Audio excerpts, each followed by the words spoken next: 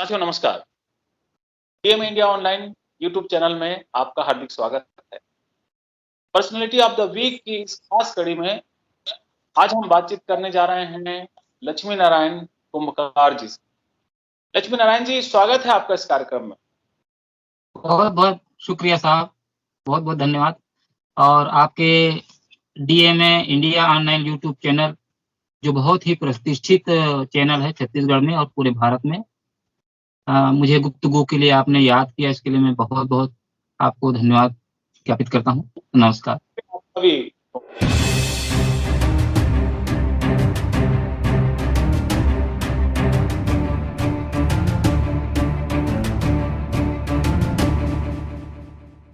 कि कुंभकार जी जो है वो छोटी छोटी कविताएं लिख रहे हैं और छत्तीसगढ़ी में भी लिखते हैं, हिंदी में भी लिखते हैं और इतने अच्छे तरीके से वो लिख रहे हैं। सामाजिक जो कुरीतियां हैं, जो बुराई है उस पर चोट करते हुए लिख रहे हैं, लगातार लिख रहे हैं। लगभग रोज उनकी कविता जो है पढ़ने को मिलती है और इनकी जो है कुछ किताबें भी प्रकाशित हुई है। माटी कहे कुम्हार से एक कविता संग्रह है और छत्तीसगढ़ के लोकगीत के नाम से एक किताब है जिसमें उन्होंने लोकगीतों को पिरोया है और धरती के स्वर गूंजे गीत गगन, ये कविता संग्रह है, इनकी प्रकाशित हुई है। आज चलिए इन्हीं के बारे में जानने की कोशिश करते हैं कि और ये क्या क्या करते हैं। तो लक्ष्मी नारायण जी, आप बताने का कष्ट करेंगे कि आप कहाँ के रहने वाले हैं, कहाँ पे आपकी शुरुआती पढ़ाई लिखाई हुई है? श्रीमान जी, मैं दुर्ग छत्तीसगढ़ में रहता हूँ। लुचकीपारा एक इलाका है और ये बहुत ही सघन बस्ती है। हिंदू और मुस्लिम भाई बराबर यहाँ रहते हैं और यही मेरा जन्म है। पास में ही नेहरू स्कूल है जो तकियापारा क्षेत्र में पड़ता है।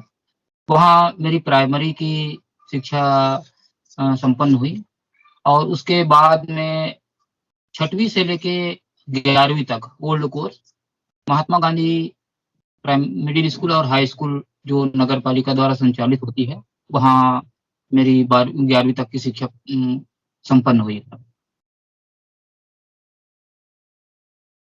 जी। और इस तरह से 11वीं तक ही मैं पढ़ पाया हूँ।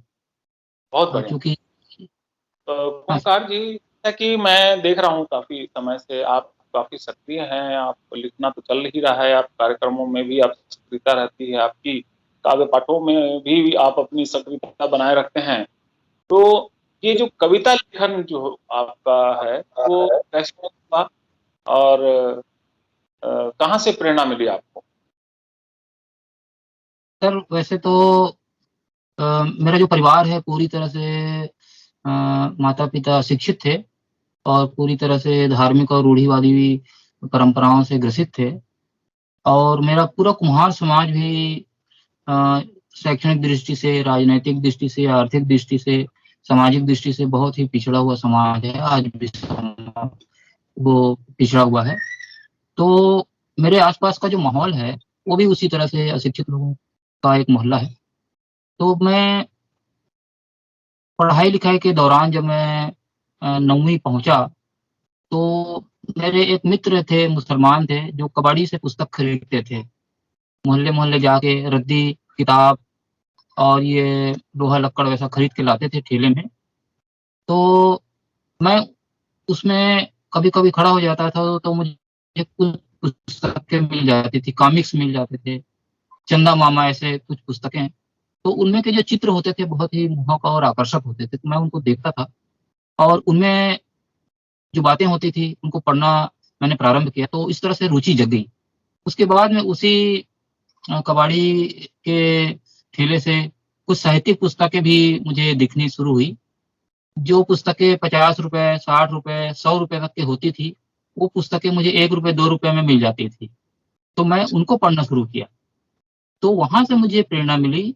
सरिता, मुक्ता, इस तरह के विचारशील जो पत्रिकाएं हैं उससे मुझे जुड़ने का अवसर मिला और कविताओं के क्षेत्र में वहीं से मुझे प्रेरणा मिली कि इस तरह से कविताएं भी लिखी जाती हैं। तो मैं फिर प्रारंभिक दौर में 9वीं क्लास के आसपास मैं कविताएं भी लिखना प्रारंभ किया और फिर बाद में वीणा पाणी साहित्य समिति है ग्रुप में, जो बहुत पुरानी संस्था है, उससे जब मैं जुड़ा तो वहाँ बड़े बड़े जो साहित्यकार होते थे उनकी कविताओं को सुनने के बाद में मुझे साहित्यिक जो मापदंड है वो समझ में आ गया, और फिर तब मैं पूरी तरह से गीत लेखन की ओर मैं आगे बढ़ा, और आज तक वो निरंतर ये क्रम जारी है। तो लक्ष्मी नारायण जी, आपकी तीन कविता संग्रह हैं आपकी, एक लोकगीत भी है, वो माटी कहे कुम्हार से। तो मैं चाह रहा हूं कि इस कविता संग्रह के बारे में कुछ बताइए आप, अगर वो प्रति आपके पास हो तो वो भी हमारे दर्शकों को बताइए। ये तो सर 1994 में प्रकाशित हुई थी, और ये मेरी पहली हिंदी काव्य संग्रह थी। उस दौर में मैं अम्बेडकरवाद और बुद्धवाद, महात्मा फुले विचारधारा, बहुजन विचारधारा से जुड़ा नहीं था। तो उस दौर की कविताओं में मुझे वो कमी महसूस होती है, आज मैं जब महसूस करता हूँ।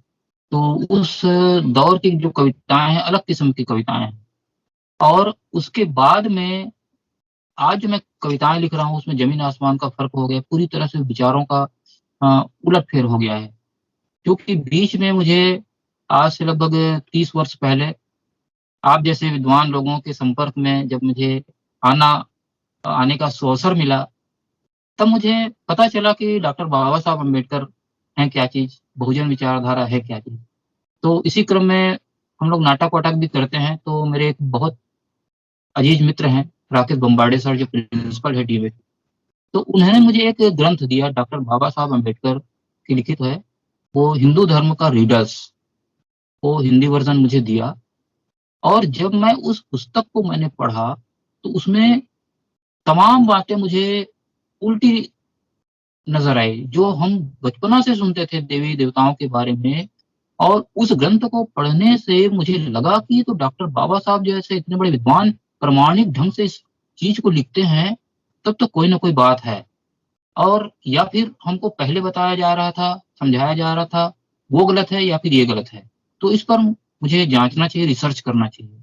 तब फिर मेरी जिज्ञासा और बढ़ गई कि इतना बड़ा विद्वान जब इस तरह की बातें लिखता है प्रमाणिक ढंग से, तो मुझे पढ़ना चाहिए।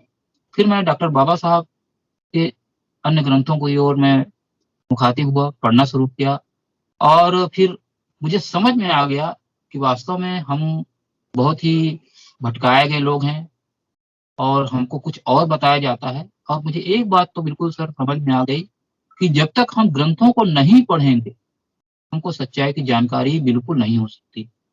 हम लोग क्या करते हैं, बचपन से जाके पंडाल में कथा पुराण सुनते रहते हैं, और कथा पुराण सुनने में हम अपना जीवन बर्बाद कर देते हैं। उसमें मैंने कोट किया कि कथा सुनाने वाला एक ही वर्ग का व्यक्ति होता है, और वो एक ही वर्ग का व्यक्ति बस सदियों से कथा सुनाया जा रहा है, दूसरे वर्ग का, दूसरे समाज का व्यक्ति नहीं होता है। और उस कथा में जब हम सुन के आते हैं तो उसी को मान लेते हैं, लेकिन हमने उस ग्रंथ को कभी खोल के नहीं पढ़ा। तो ये हमारी कमी है। ये बात मुझे समझ में आ गई कि वो जो सुना रहा उसको भी हमको पढ़ना चाहिए, और तार्किक ढंग से पढ़ना चाहिए, जांच करके पढ़ना चाहिए, विश्लेषण करके पढ़ना चाहिए। जिस तरह से डॉक्टर बाबा साहब अम्बेडकर ने पहले उन कथाओं को सुना होगा, फिर पढ़ना शुरू किया होगा, और फिर उन्होंने रिसर्च किया होगा, तब इतनी बड़ी पुस्तकें, इतना महान व्यक्तित्व बन चुके हैं। तो फिर मैं पढ़ने के ऊपर मेरी और ज्यादा रुचि बढ़ी, और फिर जो कबाड़ी से पुस्तकें खरीदा करता था, तो अब मैं कचारगढ़ जाके आदिवासियों के मेले में, बौद्धों के मेले में, यहाँ तक के कि नागपुर की दीक्षा भूमि में जाकर, वहाँ सबसे बड़ा पुस्तक मेला लगता है, वहाँ जा जाकर पुस्तकें मैंने खरीदना शुरू किया। और आज की तारीख में लगभग मेरे पास 1000 ग्रंथ हो चुके हैं, लगभग 2-2.5 लाख रुपए के ग्रंथ हैं। बहुत बढ़िया, बहुत बढ़िया। ये छत्तीसगढ़ लोकगीत जो आपने प्रकाशित किया है, तो इसमें बताइए कि इसमें क्या है। इसमें मेरे छत्तीसगढ़ी गीत हैं, जो छत्तीसगढ़ी भाषा में मैं लिखता हूँ। उसमें अच्छा, आपका वही सामाजिक, हाँ, छत्तीसगढ़ी शीर्षक लोकगीत डाल दिया गया है, लेकिन उसमें मेरी पूरी कविताएं हैं, मेरे छत्तीसगढ़ी गीतों का एक संग्रह है, जो मथुरा से प्रकाशित हुई थी। वो भी 1994 की बात है। ठीक, ठीक। और धरती के स्वर गूंजे गीत गगन। गगन में। हाँ, ये हिंदी काव्य संग्रह है और इसमें भी जो रचनाएं हैं वो बहुत उस दौर की रचनाएं हैं जब मैं डॉक्टर बाबा साहब अम्बेडकर की विचारधारा से नहीं जुड़ा हुआ था। उसमें कुछ रचनाएं हैं जो बहुजन मूवमेंट के काम आ सकती हैं, लेकिन अधिकांश रचनाओं में उस तरह का पैनापन नहीं है जो आज मैं लिख रहा हूँ। तो अभी जो लिख रहे हैं आप, मैं देख रहा हूँ लगातार जिस प्रकार से आप फूले की, पेरियार की विचारधारा को लेकर हैं और जो जीवन की सच्चाई है उससे समाज को अवगत करा रहे हैं, पूरे मानव समाज को, ना किसी विशेष समाज के लिए आप लिख रहे हैं। एक बहुत अच्छी बात है। आपके इस लेखन से मैं काफी मुझे अच्छा लगता है। मैं अक्सर पढ़ता हूँ आपके लेखन को, कविताओं को। तो मैं चाह रहा हूँ कि कुछ कविताएं जो आपको अच्छी लगी है, ज्यादा अच्छी लगी, वैसे तो अच्छी अपनी सभी कृतियां अच्छी लगती है व्यक्ति को, लेकिन जो आपको कुछ ज्यादा अच्छी लगती हो, जो कविता आपको लगता है कि इस कार्यक्रम में सुनाना चाहिए, तो मैं चाह रहा हूँ कि हमारे दर्शकों के लिए कुछ उस तरह की कविताएं जो 4-5 लाइन की होती है, जिसको आप चार गुड़िया बोलते हैं। चार गुड़िया जी, चार गुड़िया बोलते हैं। प्रस्तुत करना चाहूँ जी। पहले इसके बारे में मैं थोड़ी सी आपको जानकारी दे दूं, हाँ, क्योंकि छत्तीसगढ़ की आबादी 2.25 करोड़ 2.5 करोड़ होने जा रही है और हमारे जो लोग हैं सर, बहुजन समाज के लोग हैं, पढ़ने में रुचि नहीं रखते हैं। ग्रंथों को देखने के बाद में उनको एलर्जी हो जाती है, खरीदते नहीं है। और लंबा चौड़ा लेख देखने के बाद तो और भी वे बिल्कुल रुचि नहीं करते कि इतना लंबा चौड़ा लेख हम कैसे पढ़ेंगे। और यही हमारी बहुजन समाज की कमी है कि हम पढ़ते नहीं हैं। तो मैंने एक रास्ता निकाला कि भाई 4 लाइन तो पढ़िए। छत्तीसगढ़ की आबादी 2.25 करोड़ है, तो छत्तीसगढ़ी उन्हीं की भाषा में मैं 4 लाइन की ये चरगुड़िया जिसको मैं कहता हूँ, उन 4 लाइन में ही सारा इतिहास, व्यंग, धार्मिक पाखंड के खिलाफ प्रहार, अंधविश्वास के खिलाफ प्रहार, वर्तमान, भविष्य और अतीत की तमाम चीजों को समेटते हुए जो लेटेस्ट समाचार पत्रों में, जो अखबारों में कुछ सूचनाएं आती है, उसको टारगेट करके, उसको लक्ष्य करके टिप्पणियां उन 4 पंक्तियों में पिरोने का प्रयास करता हूँ। कुछ वानगी मैं आपके समक्ष प्रस्तुत करना चाहूंगा। एक सूचना आई थी पेपर में, अखबार में, कि 56 भोग मूर्ति को प्रस्तुत किया गया। एक मूर्ति है मंदिर में, उसमें 56 भोग सामने रखे थे और उसको 56 भोग को भगवान को अर्पित किया गया, ऐसा एक तस्वीर में सूचना प्रकाशित हुई। तो उस पर टिप्पणी देखिए सर। मूर्ति में 56 भोग चढ़ा के भोजन के अपमान करत, गरीब भिखारी भूखा मल्ला चिचको भर नहीं दान करत है। बेकूफीला तुम धर्म समझ के पुण्यात्मा बनने के दिखावा करत हो, जियत मनखे के उपेक्षा करके मनखे होए के दावा करत हो। ये चार पंक्तियां। और कुछ दिन पहले एक सूचना आई थी अखबार में कि एक पुजारी है, वो भगवान की मूर्ति को बेच के दारू पिया गया। तो उस पर मैंने ये एक 4 पंक्तियां कि भगवान के मुकुटला बेच पुजेरी, मंद पी के मन माड़े झूमिस। भगवान के मुकुटला बेच पुजेरी, मंद पी के मन माड़े झूमिस। तबले ओखर भगवान के माथा, पापी बर थोरको ने घूमिस। तबले ओखर भगवान के माथा, पापी बर थोरको ने घूमिस। लगथे वहां ऊंच बरन के, हजारों खून ला माफ कर देथे। शूद्र के कातिल पक्षपाती है देवता, सवाल करे मैं साफ कर देते। वाह, बहुत बढ़िया। और अभी एक सूचना आई थी कि कुछ साधु लोग शराब पार्टी कर रहे थे और वहां झगड़ा हो गया, चिमटा वमटा घूसा चाकू छुरी चल गया साधुओं के बीच में। तो उन पर मैंने टिप्पणी देखी 4 लाइन की कि साधु मन के शराब पार्टी में चाकू चिमटा घूसा चल गए। साधु मन के शराब पार्टी में चाकू चिमटा घूसा चल गए। गुंडा बदमाश कातिल मन के हाथ ले मेडल फिसल गए, सोचत है कि अब साधु मन हमर भूमिका निभावत है, लगथे हमर सन्यासी होए के दिन बादर अब आवत है। ये इस तरह की। और एक आध और सुनाइए। अभी उत्तर प्रदेश के मुख्यमंत्री योगी जी ने एक बयान दिया था कि छुआछूत है, जात पात है, ये मुगलों ने लाया है। ऐसा एक एक तस्वीर के साथ उनका स्टेटमेंट आया था, तो मैंने उन पर टिप्पणी लिखी है कि छुआछूत ला मुगल थोपिन, छुआछूत ला मुगल मन थोपिन, योगी होके झूठ बोला थे। छुआछूत ला मुगल मन थोपिन, योगी होके झूठ बोला थे, मुगल के पहली ग्रंथ लिखा गे, लिखा प्रमाण पोल खोला थे।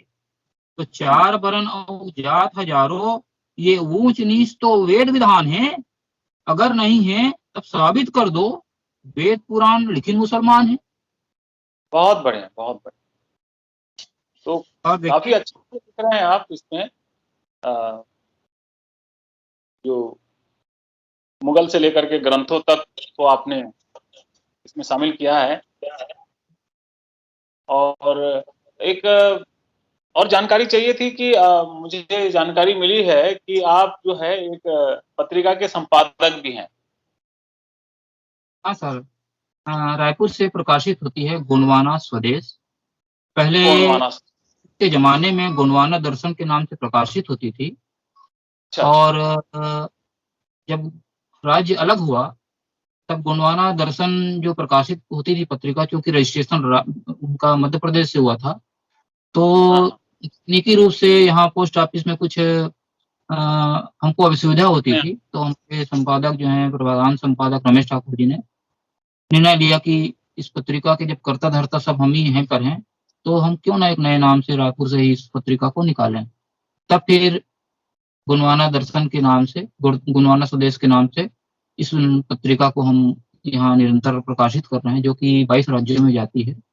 और पूरे इस पत्रिका में हम एसटी एससी ओबीसी की आवाज को बहुत ही प्रखरता के साथ प्रामाणिक ढंग से रखने का प्रयास करते हैं।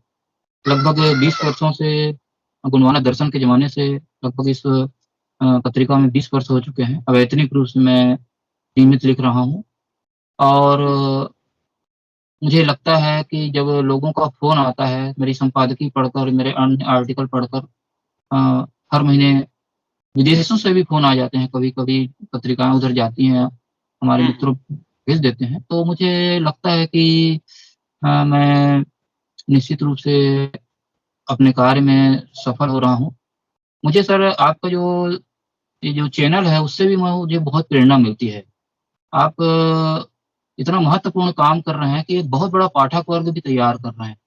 आपके चैनल में जिस तरह से कुछ खास पुस्तकों के बारे में जो समीक्षाएं की जाती हैं, उस समीक्षाओं के माध्यम से हमें नई पुस्तकों की जानकारी मिलती है, और उस पुस्तक को खरीदने और पढ़ने की जिज्ञासा हमारे अंदर होती है, और हम कहीं से कहीं उसको उपलब्ध कर लेते हैं। इसलिए आप लाखों पाठक वर्ग भी तैयार कर रहे हैं, ये इसके लिए आप साधुवाद के पात्र हैं। और धन्यवाद। बीच में आप बड़े बड़े विद्वानों को, राष्ट्रीय स्तर के विद्वानों को जो इसमें आप जोड़ते हैं इस चैनल के माध्यम से, और उनके विचारों को जो हम सुनते हैं, तो हमको एक नई दिशा मिलती है, और हमको काम करने की प्रेरणा मिलती है, हमको लिखने की प्रेरणा मिलती है। क्योंकि हमारे पास साधन सीमित है सर, और इसलिए हमारी जो पत्रिका है वो बहुत ही सीमित संसाधनों के बावजूद भी बहुत ही सफलतापूर्वक और नियमित रूप से बिना टूटे हर महीने प्रकाशित हो रही है। इसका कारण ये है कि हम लोग तनख्वाह वनख्वाह नहीं लेते हैं। तो हमारे जो आपके माध्यम से विद्वानों के विचार जब हम सुनते हैं, तो हमको एक नए दृष्टिकोण और कलम चलाने के लिए प्रेरणा मिलती है। तो इसलिए भी आप इस काम को और भी ज्यादा प्रखर ढंग से करते रहिए। हम जैसे लोगों को बहुत इससे लाभ हो रहा है। इसके लिए मैं बिल्कुल, पुनः आप आपको धन्यवाद देता ऊर्जा हूँ। देते रहेंगे तो जरूर हम इस काम को करते रहेंगे कंटिन्यू।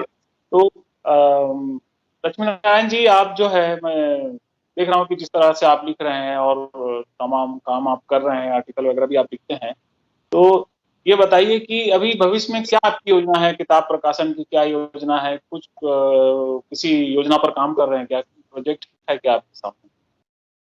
सर अभी तक तो देखिए, मेरे पास तो 2000 गीत मूलतः मैं गीत शैली में ज़्यादा लिखता हूँ, नई कविताएँ भी लिखता हूँ, हर शैली में लिखता हूँ।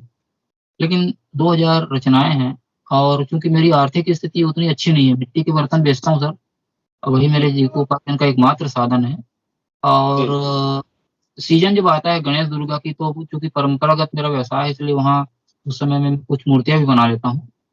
तो इस बहुत तरह बढ़िया। से केवल बड़ी मुश्किल से मेरा जीविकोपार्जन हो पाता है। हुँ, और पुस्तकें प्रकाशित करने में, चूँकि मैं 3 पुस्तक पहले प्रकाशित कर चुका हूँ अपने ही खर्च से, हुँ, और बहुत दुःख होता है कि लोग खरीदते नहीं हैं। और यहाँ तक कि किसी को मुफ़्त में भेंट भी कर दिया जाए, तो लोग एक 50 पैसे पोस्ट कार्ड में उसकी प्रतिक्रिया भी नहीं देते। तो मुझे थोड़ा-सा दुःख होता है, और अभी तो हुँ, आर्थिक स्थिति इतनी अच्छी नहीं है कि मैं अपने खर्च से पुस्तकें प्रकाशित करा सकूँ। मेरी कविताएँ जो है पूरी तरह से बहुजन मूवमेंट पर आधारित हैं। मुझे सन 2011 में दिल्ली से दलित साहित्य अकादमी द्वारा बाबा साहब फेलोशिप अवार्ड भी प्राप्त हुआ था। बहुत तो बढ़िया। उस ज़माने से मेरी जो कविताएँ हैं, बहुत ही इस मूवमेंट पर लगातार सृजित हो रही हैं। मेरे बहुत सारे मित्र हैं, उन्होंने आश्वासन दिया है कि आपकी रचनाओं को हम कैसे भी करके प्रकाशित कराएँगे। ख़ासकर ये हुँ, जो अभी बहुचर्चित जो चरगोडिया है छत्तीसगढ़ी में, हुँ, उन पर भी से लोगों ने आश्वासन दिया है कि मिल-बाँट कर कैसे भी शेयर करके हम इसको प्रकाशित करेंगे, ऐसे करके। हुँ, तो मैं अपने मित्रों से यही उम्मीद करता हूँ कि इस तरह ज़रूर अच्छे साहित्य को समाज में लाने के लिए वे ज़रूर सहयोग करें, ऐसी आशा मैं और कामना करता हूँ। बिल्कुल, बिल्कुल। हम भी अपने दर्शकों से इस मामले में रिक्वेस्ट करते हैं कि अगर आप किसी प्रकार से मदद कर पाएँ हमारे लक्ष्मी नारायण कुम्भकार साहब को, तो आप उनको जो है आर्थिक मदद अगर करें, चैनल के माध्यम से कर दें, तो बहुत मेहरबानी होगी, क्योंकि एक बहुत बड़ी और ज़िम्मेदारी का काम कर रहे हैं। मतलब लेखक और कवि तो बहुत सारे होते हैं जो कि स्वयं की खुशी के लिए लिखते हैं, अपनी आत्म प्रसन्नता के लिए लिखते हैं, लेकिन समाज के लिए लिखने वाले बहुत कम हैं, और उन चंद लोगों में जो कि समाज के लिए लिखते हैं, जो कि मिशन के लिए लिखते हैं, उसमें कुम्भकार जी का विशेष जो है योगदान है। तो उस योगदान को बनाए रखने के लिए, उस काम को बनाए रखने के लिए चाहिए कि हम किसी प्रकार से उनका मदद अगर कर सकते हैं, तो मैं आप सभी सब्सक्राइबर्स से रिक्वेस्ट करूँगा कि आप चैनल को भी आप मदद कर सकते हैं इनके नाम से, ताकि हम यहाँ तक इनके तक आर्थिक सुधार, आर्थिक जो सहयोग है वो बना सकें। तो लक्ष्मी नारायण जी, आपने समय निकाला, कल भी प्रयास आपके साथ हुई, लेकिन किसी कारण से रिकॉर्डिंग नहीं हो पाई। इस चैनल में बातचीत करने के लिए आपका बहुत-बहुत शुक्रिया। और साथियों, शुक्रिया आपका भी कि आपने इस वीडियो को ध्यान से देखा। अगर आप इस चैनल में नए आए हैं तो सब्सक्राइब कीजिए, लाइक कीजिए, शेयर कीजिए और अपने दोस्तों, रिश्तेदारों तक इस वीडियो को ज़रूर पहुँचाइए। अगली बार हम फिर किसी खास पर्सनैलिटी को लेकर, पर्सनैलिटी ऑफ द वीक की इस खास कड़ी में आपके सामने फिर से रूबरू होंगे। तब तक के लिए बहुत-बहुत धन्यवाद। नमस्कार। लक्ष्मी नारायण जी, आपको भी नमस्कार। बहुत-बहुत शुक्रिया श्रीमान जी, आपको भी। धन्यवाद।